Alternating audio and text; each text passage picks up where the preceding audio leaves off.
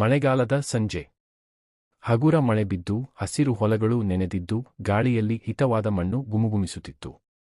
ಇದು ಕರ್ನಾಟಕದ ಒಂದು ಸುಂದರ ಹಳ್ಳಿ, ಕಡ್ಲೂರು. ಈ ಹಳ್ಳಿಯಲ್ಲಿ ಜೀವನ ಸರಳವಾದರೂ ಸಂಸ್ಕೃತಿಪೂರ್ಣವಾಗಿದೆ.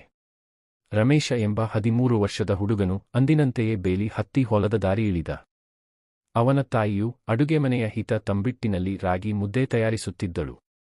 ತಂದೆ ಬೆಳೆನಾಶ ಕುರಿತ ಚರ್ಚೆಯಲ್ಲಿ ಇತರ ರೈತರ ಜೊತೆ ಕೂತಿದ್ದರು.